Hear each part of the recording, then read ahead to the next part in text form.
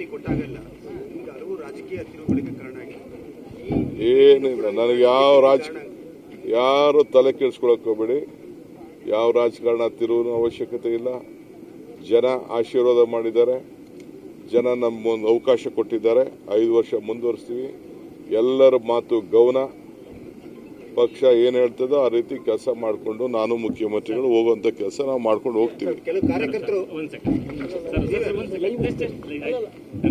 ಗ್ರಾಮ ಪಂಚಾಯತ್ ನನ್ನ ಗ್ರಾಮನ ಗ್ರಾಮ ಮಾಡಬೇಕಂತ ಕೆಲವು ಕಾರ್ಯಕರ್ತರು ಒಂದು ಒತ್ತಾಯ ಮಾಡ್ತಾ ಇರೋದು ಮುಂದಿನ ಸಿಎಂ ಶಿವಕುಮಾರ್ ಆಗಬೇಕು ಅಂತ. ಯಾರು ಬೇಡ, ನನಗೆ ಯಾರು ಒತ್ತಾಯ ಆಗೋದು ಬೇಡ, ನನಗೆ ಯಾರ ಬೆಂಬಲನೂ ಬೇಡ, ಯಾವ ಶಾಸಕರ ಬೆಂಬಲನೂ ನನಗೆ ಅವಶ್ಯಕತೆ ಇಲ್ಲ. ನಾನು ಉಂಟು, ಕಾಂಗ್ರೆಸ್ ಪಕ್ಷ ಉಂಟು.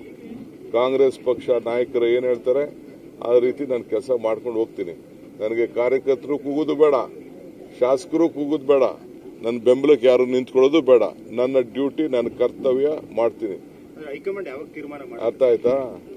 ಕರ್ಮಣ್ಯೇ ವಾಧಿಕಾರಸ್ತು ಮಾಫಲೇಸು ಕದಾಚನ. ಮಾಡೋ ಪ್ರಯತ್ನ ಎಲ್ಲ ಭಗವಂತನ ಮಾಡೋಣ, ಫಲ ಭಗವಂತ ಕೊಡ್ತಾನೆ. ಅದ್ರ ಮೇಲೆ ನಂಬಿಕೆ ಇರೋಣ.